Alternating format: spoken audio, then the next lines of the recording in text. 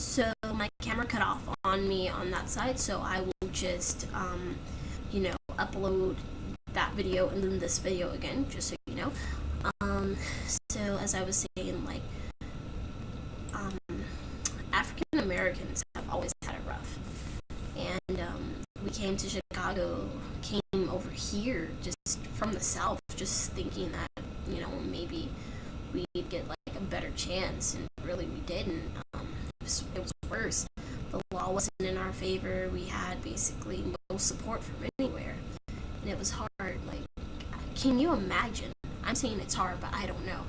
Can you imagine just leaving slavery and coming to this new place that you thought was the promised land, and then like just to be discriminated and to be chained to a new land, and for your identity to be scarred by the white man's hand? Can you imagine that? Because I don't know. So I wrote something that I thought was how maybe a person would feel. It goes, I wrote something about how I thought a young black woman may feel coming out of slavery, from all this hate from the South, just come to Chicago and still be discriminated. So this was written, it's called Chicago. I wrote it.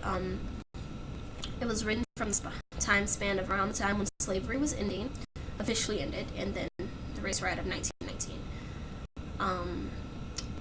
If you know that many African Americans thought of Chicago as the promised land, basically.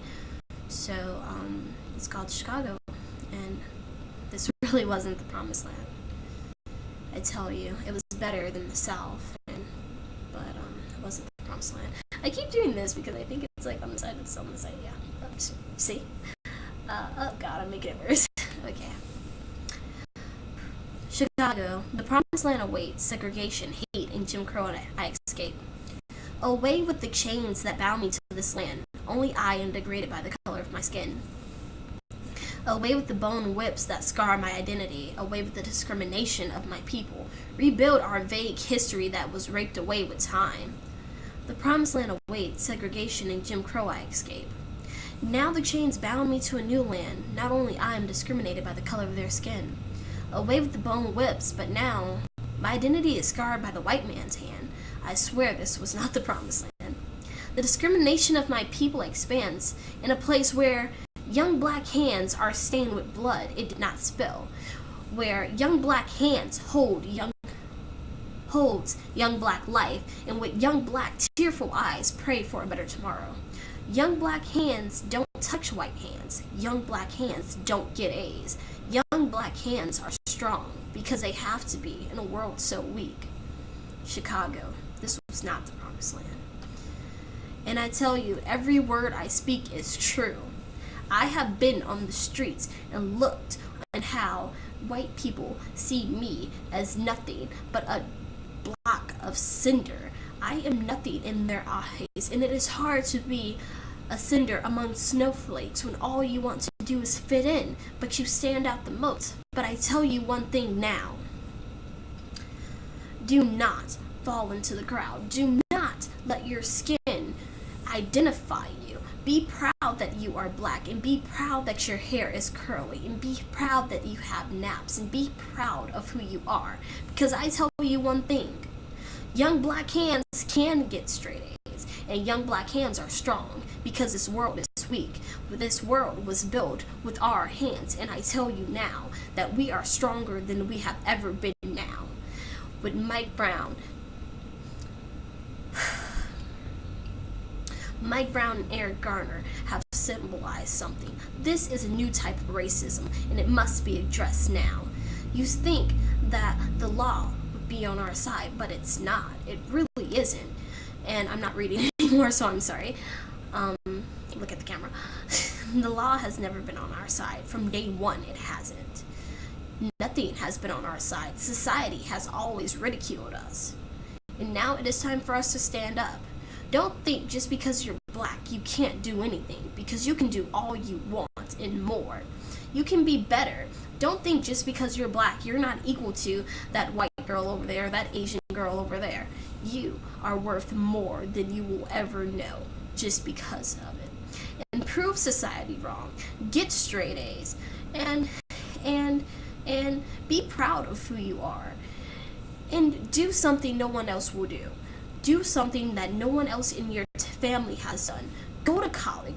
Get straight A's. Go take sign language. Go learn a new language. I mean, do stuff that no one else has done and use it for you. Go take Arabic. I take Arabic now. I'm learning sign language now, and I'm black, and I'm getting this, and I'm using it for my benefit. I mean, like, it's so worth it, and doing this stuff feels good. I mean, let society know that, hey, I might be black, but I can do it too. I can do what you can do, and I can do it better. I can speak this language. I don't know if that girl over there can, but I can. You can put that on college applications and job applications that you speak Arabic, that you speak Chinese, that you speak this, or you speak that, or you take sign language, and you know this, and you know that, and you went to this high school, and you got these credits, and you graduated with honors, and you took AP classes as a freshman. Like, you can do that.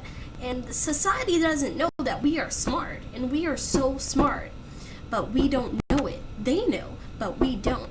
And we fall into this stereotype that they create for us, that black girl's not going to be worth nothing, and that black boy's not going to be worth nothing. But that is so not true. We are so smart, and we are worth so much more than they give us credit for, and we are capable of so much more than what we like. We are capable of way more, and we don't give ourselves the credit for it. I tell you, these people out here, they are capable of going to school and getting straight A's.